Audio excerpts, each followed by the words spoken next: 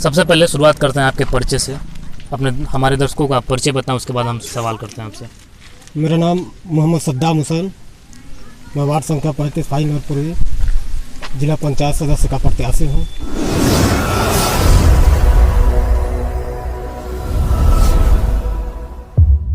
और ये मेरा दूसरा चुनाव है। पिछले बार भी मैं इस वार्ड से प्रत्याशी था, बहुत कम वोटों से चुनाव हारा और तीसरे नंबर पर आ। इस बार फिर आपकी दावेदारी है जी। तो किन मुद्दों के साथ इस बार आप तैयारी में जुटे हैं? आपकी क्या रणनीति है, क्या क्या मुद्दा है, वो जानना चाहेंगे। पहले तो मैं बता दूं कि पिछले बार ही जिस तरह का समीकरण बना था चुनाव में, बहुत कम अंतरों से मैं हारा। मेरा जनता के बीच जाकर और जनता से इस तरह का प्यार मिल रहा है कि आप पिछले बार के हारे हुए प्रत्याशी हैं। हर तरफ चर्चा लोग कर रहे हैं कि इस बार हमारी जीत होगी, और निश्चित तौर पर अगर मैं चुनाव जीतता हूं तो एक जिला पंचायत सदस्य के अधिकार में जो भी कार्य होता है मैं उसको पूर्णतः अपने पूरे वार्ड में कराने का कार्य करूंगा। जनता के हित में लड़ाई लड़ूंगा और हमेशा इस पथ पर अग्रसर रहूंगा। वार्ड नंबर 35 से आप दावेदारी पेश कर रहे हैं अपनी, तो अपने क्षेत्र के बारे में, इस वार्ड के बारे में आप क्या कुछ जानते हैं, ये जानना चाहेंगे हम। अभी भी इस क्षेत्र में कई ऐसे ग्राम सभा हैं जहां सड़क और नाली पानी व्यवस्था में लगभग कितनी ग्राम सभा आते हैं?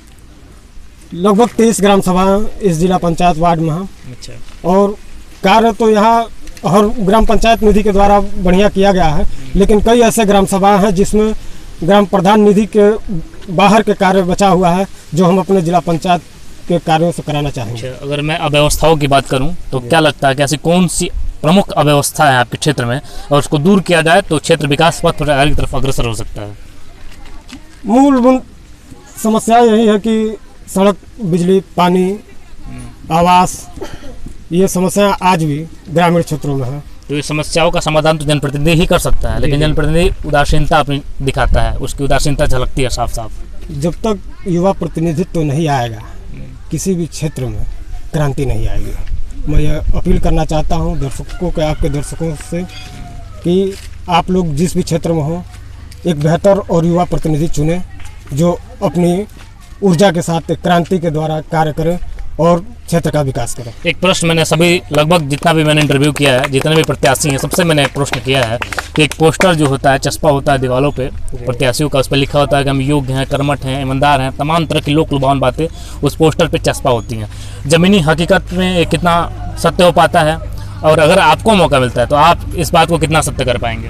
पहले तो देखिए, हम किसी भी अपने पोस्टर में इस तरह का कर्मठ, सुयोग्य, संघर्षशील प्रत्याशी हमारे अक्सर देखने को मिलता है, भले आप ना लिखवाएं, लेकिन ये चीज़ देखने को मिलता है। जनता ये जानती है कि कौन कर्मठ है, कौन कार्य किया है। मैं आपको बता दूं कि अभी जो 1 साल पहले कोरोना काल आया था, इस वार्ड नंबर 35 में जितने भी जिला पंचायत प्रत्याशी हैं सबको मैं चैलेंज करना चाहता हूं कि एक मास्क कोई नहीं बंटवा पाया, और हमने अपने व्यक्तिगत व्यवस्था से लगभग 50,000 मास्क और मैक्सिमम ग्राम सभाओं में, अपने वार्ड के मैक्सिमम ग्राम सभाओं में 50-60 घर अपनी व्यवस्था से राशन बंटवाने का कार्य किया है। और उस समय हम चुनाव हारे हुए थे, मान लीजिए 4 साल बाद कोरोना काल लगा, हम लोग अपना मेहनत किए। जब हम चुनाव जीतेंगे तो निश्चित तौर पर ये मैं उम्मीद दिलाना चाहता हूँ कि हार कर अगर हम आप लोगों के बीच में अपनी व्यवस्था से सेवा किए हैं, तो जब हमारे पास सरकारी व्यवस्था होगी तो सेवा में हमारी तरफ से कोई चूक नहीं होगी। आपको क्यों लगता है कि इस बार जनता आपको ही अपना नेता चुनेगी? क्यों आपको ही नेता चुने जनता के?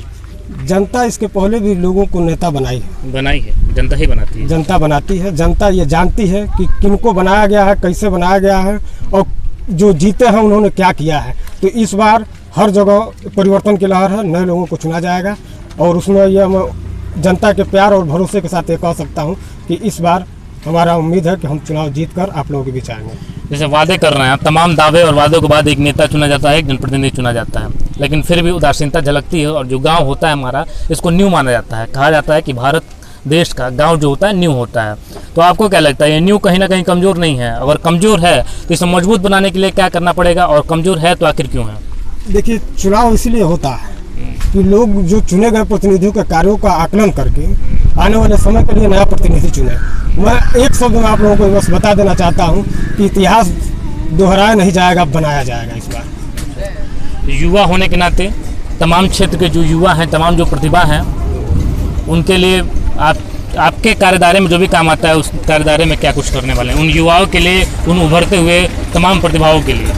बहुत कुछ नहीं कर सकते हैं, जितना हमारा सामर्थ्य होगा उनका प्रोत्साहन किया जाएगा और हमारे कार्य क्षेत्र में अगर उन लोगों के लिए जो भी संभव हो उसको इस जमीनी लेवल पर लाया जाएगा। अच्छा, इस बार अगर जनता आपको अपना प्रतिनिधित्व देता है, नेता चुनता है, तो सबसे पहला काम आप क्या लगता है आपको नहीं सबसे पहला हमें ये काम करना चाहिए?